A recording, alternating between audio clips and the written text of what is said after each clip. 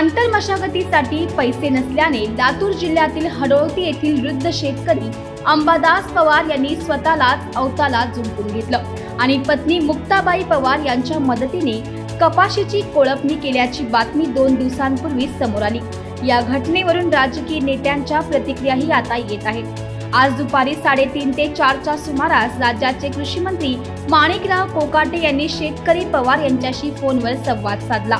कृषी मंत्री कोकाटे यांनी अंबादास पवार यांच्याशी चर्चा करून त्यांच्या अडचणींची विचारणा केली, तसेच राज्य शासनाकडून सर्वतोपरी मदत करण्याचे आश्वासन देखील केले। कर्ज किती आहे? 40,000 कर्ज आहे अंजुमन। 40,000 जमीन 4.5 एकर। अच्छा, आणि जमीन उत्पन्नावर काय होत नाही का? उत्पन्न काय त्याचं त्याला पूर्ण झालं साहेब। आणि इथं काय झालं, 50 किलोचं पोत 3,000 रुपये मिळालं आणि माझं उरायचं पोत क्विंटलचं 4,000 रुपयाला चाललं। मागं शिल्लक काय बी राहणार झालं। म्हणून मला भाव मिळावं, झालं कर्ज माफ व्हावं आणि ह्या शेतीला थोड्या शेतकऱ्याला सगळ्याला बी खात मिळावं अशी आमची भावना आहे। मी त्यावर कारवाई करतो। पण आता सध्या तुम्हाला शेती कसण्यासाठी काही मदतीची गरज आहे का?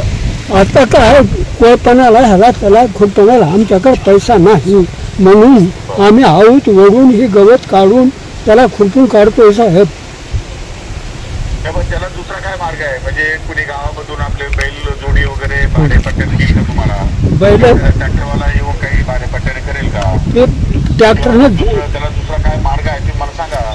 ट्रॅक्टरनं जमणार साहेब, याच्यामध्ये बैलानंच करावं लागतंय।